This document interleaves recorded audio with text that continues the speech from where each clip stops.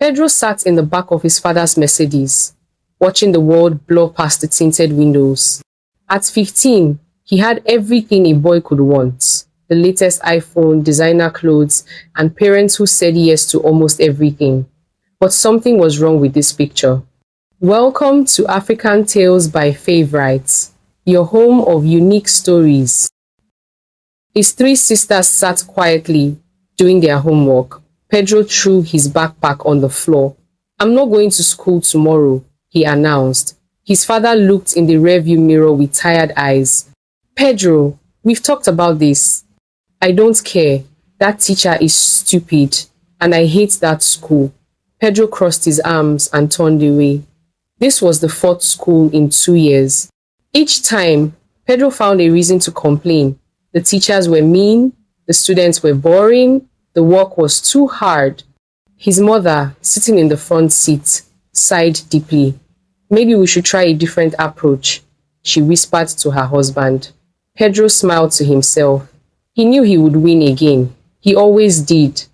The Mendes family lived in a beautiful mansion in Yaoundé, Cameroon's capital city.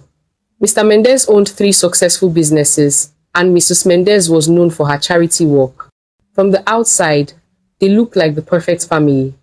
But inside their home, chaos ruled. Pedro had learnt early that throwing tantrums got him what he wanted. When he was 7, he screamed for 3 hours until his parents bought him an expensive toy robot. When he was 10, he refused to eat for 2 days until they fired his strict tutor. His sisters, Maria, Carmen, and Isabella, watched in silence as their brother got away with everything. They did their chores, studied hard, and never caused trouble. But Pedro was different. He was the only son, the precious boy his parents had prayed for. "He's just going through a phase," Mrs. Mendes would tell her friends. "Boys are harder than girls." But deep down, she worried. Pedro was getting worse, not better. Monday morning arrived, and Pedro refused to get out of bed. "I'm not going to Street Peters anymore," he declared. "The principal doesn't like me." The truth was simpler. Pedro had been caught cheating on his math tests for the 3rd time. Instead of facing consequences, he decided to run away from the problem, just like always. His father sat on the edge of the bed. "Son, you can't keep changing schools. People will start to talk." Pedro rolled over and faced the wall. "I don't care what people say. Find me a new school, or I'm not going anywhere." Mrs. Mendes entered the room with tears in her eyes. "Pedro, please. We've tried everything. Private tutors, expensive schools, counseling. Nothing works." But Pedro had already made up his mind. He grabbed his laptop and started searching online. "Look," he said, pointing to his screen. "There are boarding schools. Send me to one of those. I'll be away from here and you won't have to worry about me anymore." Pedro spent hours browsing through boarding school websites. Most looked boring and strict, but then he found something that caught his attention: Riverside International Boarding School.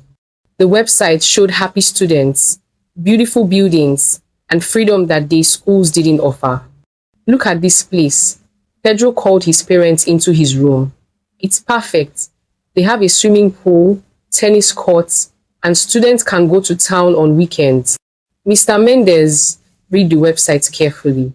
The school was expensive, very expensive, but it promised to turn troubled teenagers into responsible young men. "Structure, discipline, and character building," the homepage declared.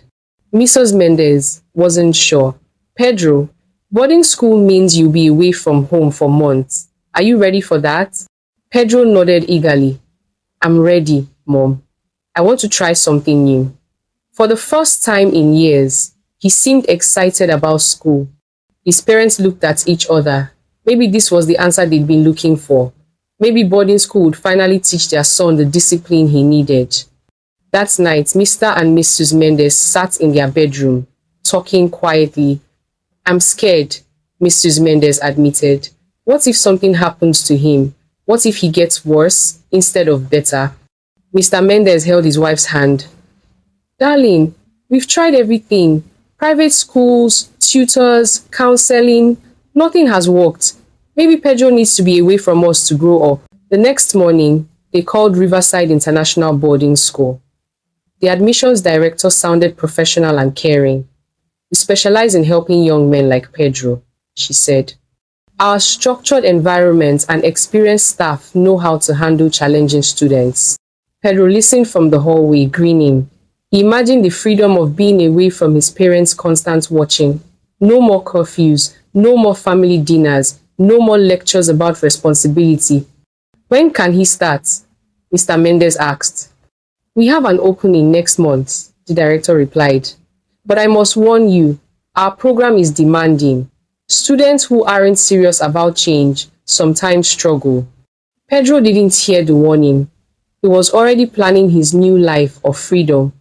The weeks before departure flew by. Pedro's mother shopped for everything he might need: clothes, toiletries, school supplies, and electronics. She packed his favorite snacks and a photo of the family. His sisters watched the preparation with mixed feelings. Maria, the oldest, was worried. Pedro, promise me you'll be good, she said. Promise you'll call us every week. Carmen and Isabella just hugged him tightly. They would miss their brother, even though he often ignored them. The night before leaving, Pedro couldn't sleep. He walked around the house, looking at everything he would leave behind. His comfortable bed, his video games, his mother's cooking. Suddenly, boarding school didn't seem like such an adventure. Mrs. Mendez found him sitting in the kitchen at midnight. Having second thoughts, she asked gently. No, Pedro lied. I'm just excited. She sat beside him and stroked his hair. You know we love you, right? We're sending you away because we want what's best for you, not because we don't want you here. Pedro nodded, but he didn't really believe her. The drive to Riverside International Boarding School took 3 hours. Pedro pressed his face against the car window, watching the landscape change from city to countryside. The school sat on a hill, surrounded by tall trees and green fields. It's beautiful, Mrs. Mendez whispered, but her voice was sad. The main building was impressive. Old stone walls, tall windows, and a grand entrance. Students walked around the grounds in neat uniforms, looking serious and mature. Pedro's stomach twisted with nervousness. These students looked different from the kids at his previous schools. They seemed older, tougher, more confident. The headmaster, Mr. Richardson, met them at the entrance. He was a tall man with grey hair and kind eyes. Welcome to Riverside, Pedro, he said, shaking the boy's hand firmly. I hope you're ready to work hard and grow as a person. Pedro nodded, trying to look confident. But inside, he was starting to feel scared. Pedro's roommate was a quiet boy named David from Nigeria. David had been at Riverside for 2 years and knew all the rules. Keep your head down for the first month, he advised. Don't try to impress anyone. Just follow the schedule and stay out of trouble. But Pedro had never been good at following advice. By his third day, he was already complaining about the food, the strict schedule, and the early wake-up calls. This place is like a prison, he told David. At home, I could eat whatever I wanted, sleep until noon, and watch television all night. David shook his head. That's why you're here, Pedro. Your parents sent you here to learn discipline. Pedro didn't want to hear about discipline. He wanted to find a way to make boarding school work for him, not the other way around. During his first week, Pedro noticed groups of students who seemed to have special privileges. They stayed up later, had better food, and even the teachers seemed afraid of them. Pedro's curiosity led him to Marcus, a 17-year-old student who had been at Riverside for 3 years. Marcus was tall, muscular, and had a scar above his left eyebrow. Other students moved out of his way when he walked through the hallways. You're the new rich kid from Cameroon, Marcus said, approaching Pedro after dinner. I heard your daddy owns half of Yaoundé. Pedro felt proud to be noticed by someone so important. My family has money, he admitted, but I'm here because I want to be independent. Marcus laughed. Independent in this place? Kid, you don't know anything yet. That night, Marcus invited Pedro to sneak out of the dormitory. Want to see what this school is really like? He asked. Pedro knew he should say no. David had warned him about getting into trouble, but the chance to impress Marcus was too tempting. Okay, Pedro whispered, but we have to be quiet. Marcus grinned, and Pedro noticed something cold in his eyes. Following Marcus through dark hallways, Pedro discovered that Riverside had a hidden side. Students who seemed perfect during the day transformed into something different at night. Marcus led him to an abandoned building behind the main school. Inside, about 20 students sat in a circle, their faces lit by candles. Pedro recognized some of them. They were the ones with special privileges, the ones everyone feared. Welcome to the real Riverside, Marcus announced. Pedro, meet the brothers. The students looked at Pedro with calculating eyes. One of them, a boy named Jake, stood up. Every new member must prove himself, Jake said. Are you ready to show us what you're made of? Pedro's heart raced. He wanted to run back to his room, call his parents, and go home. But he also wanted to belong to this group that seemed so powerful. What do I have to do? Pedro asked, trying to sound brave. Marcus smiled. First, you have to swear an oath. Then, you have to complete 3 tasks. If you succeed, you become one of us. If you fail, Marcus let the sentence hang in the air.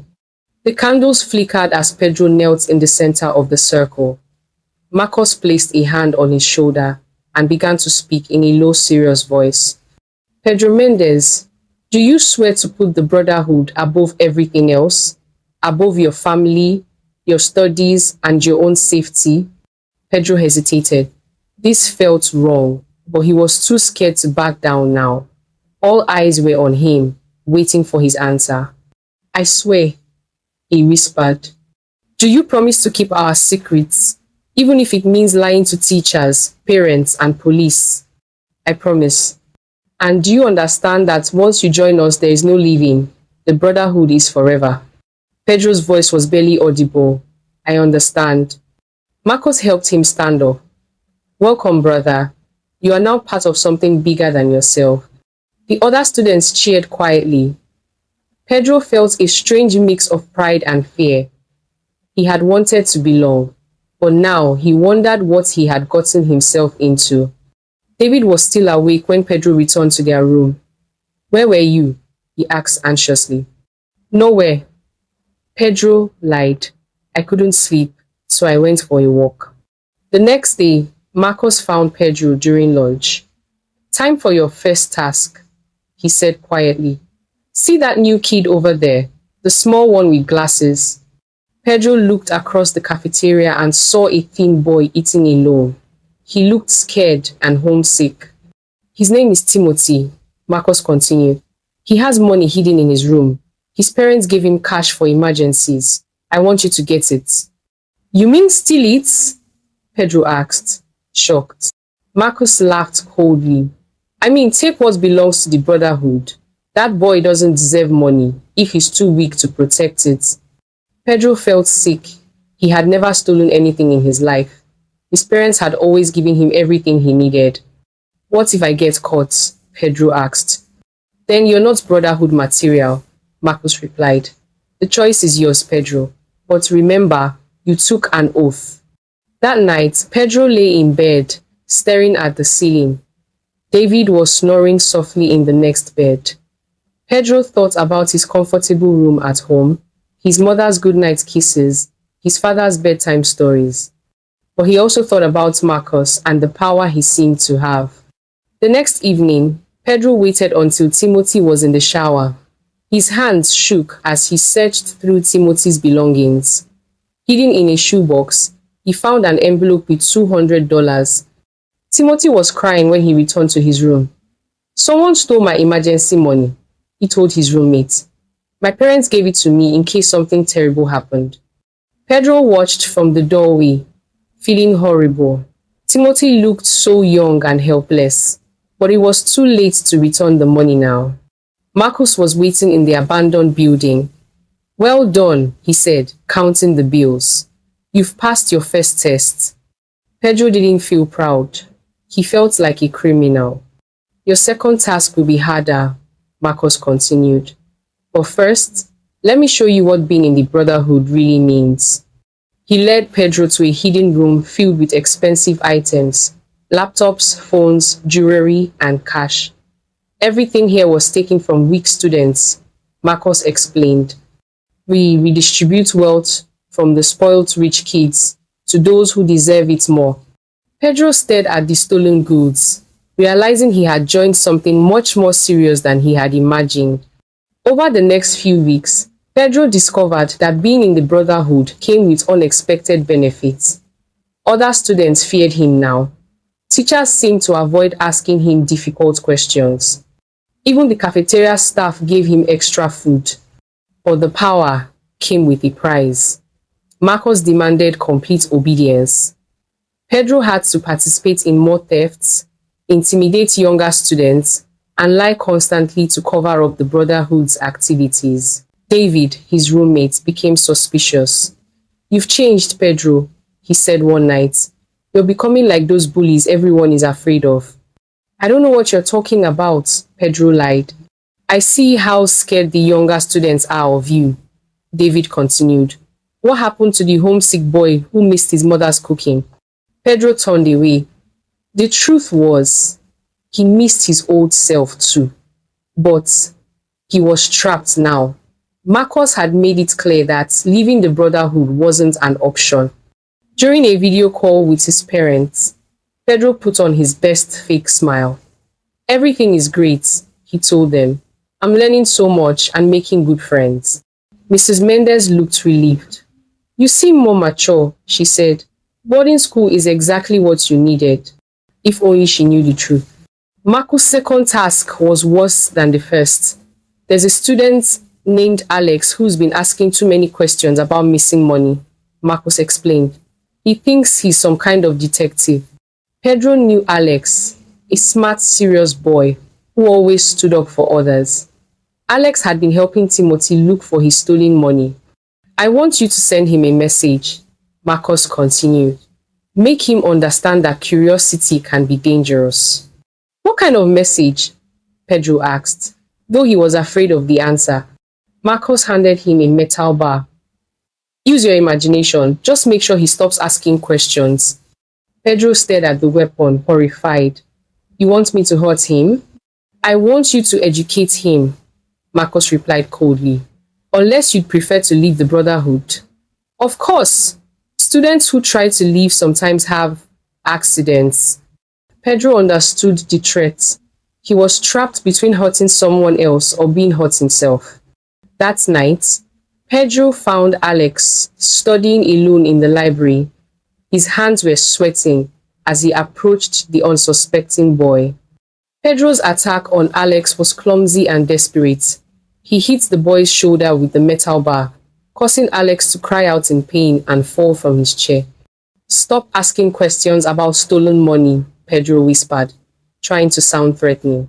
"Mind your own business, or next time will be worse." Alex looked up at Pedro with shocked, fearful eyes. "Pedro, why are you doing this? I thought you were a good person." Those words cut deeper than any weapon. Pedro ran from the library, leaving Alex injured and confused on the floor. The next day, Alex reported the attack to the school nurse. He had a bruised shoulder and was clearly shaking. But when asked who attacked him, Alex claimed he had fallen down the stairs. Pedro realized that even his victims were too scared to tell the truth. The Brotherhood's reputation protected him, but it also made him a monster. David confronted Pedro that night. "I know what you did to Alex," he said angrily. "This has to stop, Pedro.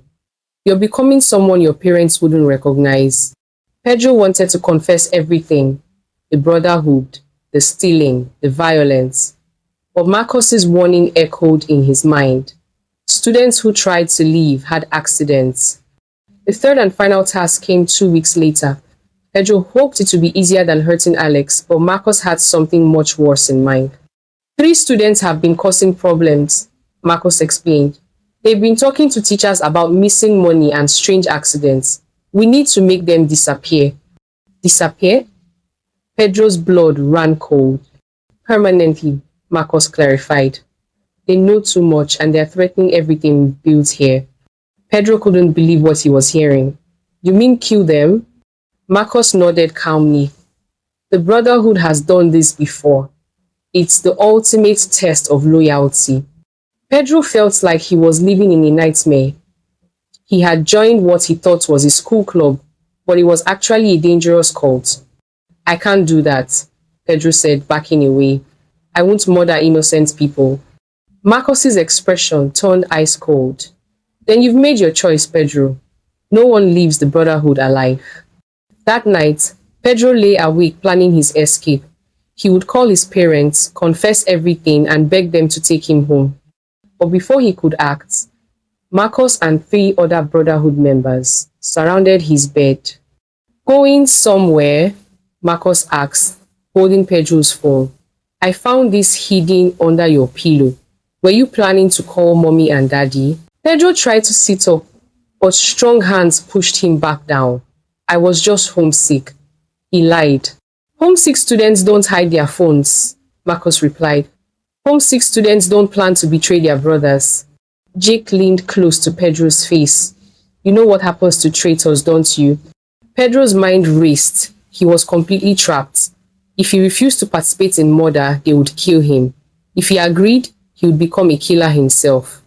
I'll do whatever you want, Pedro whispered, hating himself for the words. Marcus smiled.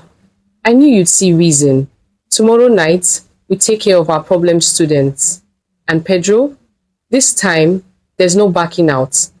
The next day passed like a horrible dream. Pedro went to classes, ate meals, and pretended everything was normal. But inside, he was screaming. David noticed his roommate's strange behavior. Pedro, you look terrible. Are you sick? Pedro wanted to tell David everything. Maybe together they could find a way to escape, or get help, or stop what was going to happen. But then he saw Marcus watching from across the cafeteria, and Pedro said nothing. At midnight, Pedro met the Brotherhood in their usual place. Marcus had prepared everything carefully. Shovels, rope, and a map of the school grounds. The 3 targets are sleeping peacefully, Marcus announced. We'll take them one by one to the old well behind the gymnasium. No one ever goes there. Pedro's legs felt like jelly.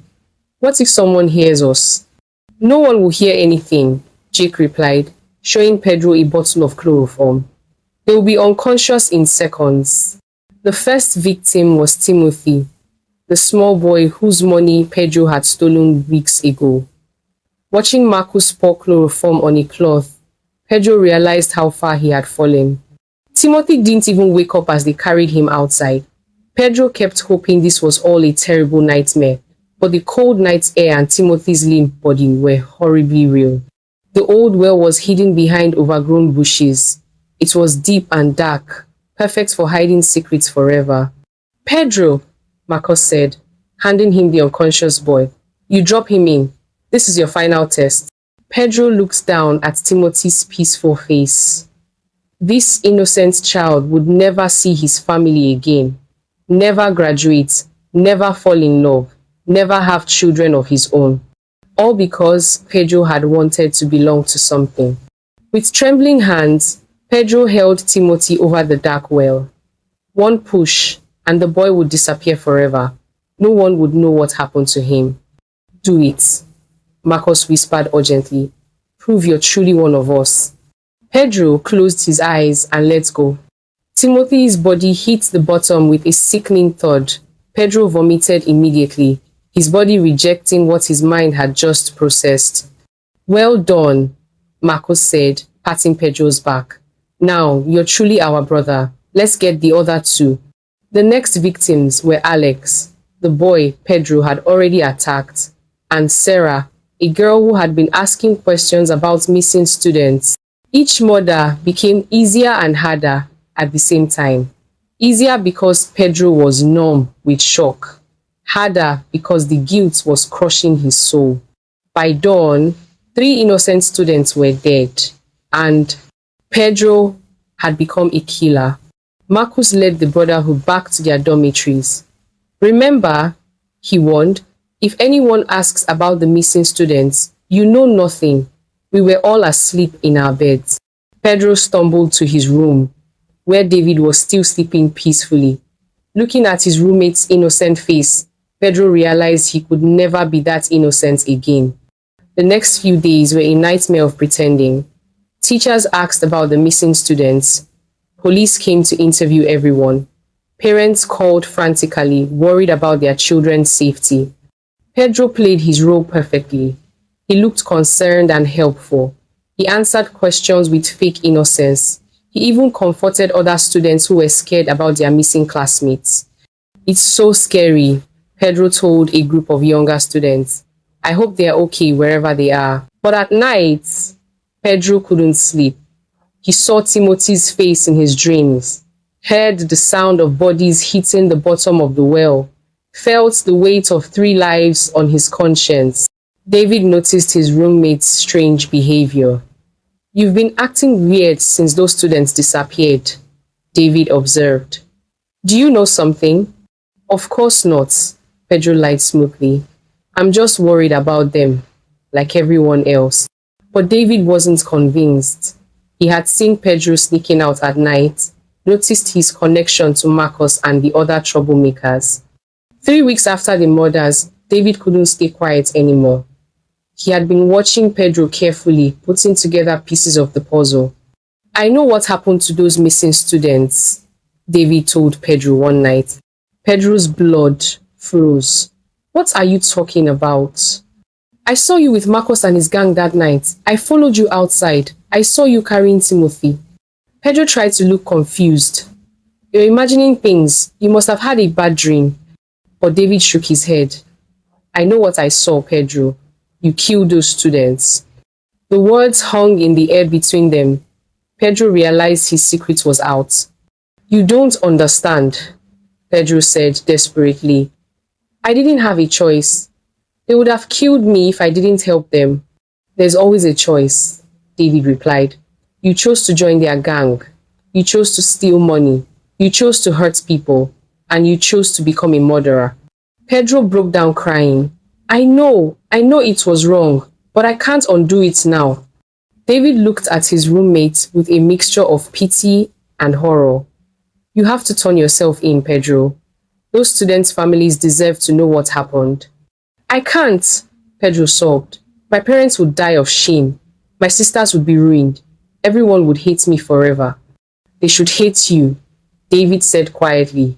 You're a killer. The next morning, David went to the headmaster's office. With shaking hands, he told Mr. Richardson everything he had seen and heard. Within hours, police surrounded the school. Marcus and his brotherhood members were arrested one by one. Pedro was found hiding in the school chapel, praying for forgiveness he knew he didn't deserve. The discovery of the bodies in the old well made international news. Boarding school cult murders 3 students. The headlines screamed. Pedro's parents arrived at the school in shock and disbelief. Mrs. Mendes collapsed when the police explained what their son had done. This can't be true, she kept saying. Not our Pedro. He's just a child. He makes mistakes, but he's not a killer. But the evidence was overwhelming. Pedro's fingerprints were on the murder weapons. Other students testified about the Brotherhood's activities. Security cameras showed Pedro and the others carrying the victims outside. In the end, Pedro couldn't maintain his lies anymore. Faced with his devastated parents and the families of his victims, he confessed everything. I'm sorry, he sobbed. I'm so sorry. I never meant for anyone to die. I just wanted to belong somewhere. Mrs. Mendes died of a heart attack that same day, unable to process the horror of what her beloved son had become. Pedro was sentenced to life in prison without the possibility of parole. At 17, his life was over. In his final letter to his family, Pedro wrote, "Dear Papa, Maria, Carmen, and Isabella, I know sorry isn't enough for what I've done. I know I've destroyed our family and killed innocent people. I know Mama died because of my terrible choices. I want you to know that I think about those 3 students every day. I dream about them every night. I will carry their faces with me forever. I joined the Brotherhood because I was weak and wanted to feel important.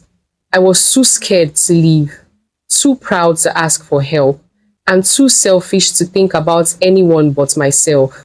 Boarding school didn't make me evil. I made myself evil by choosing wrong over and over again.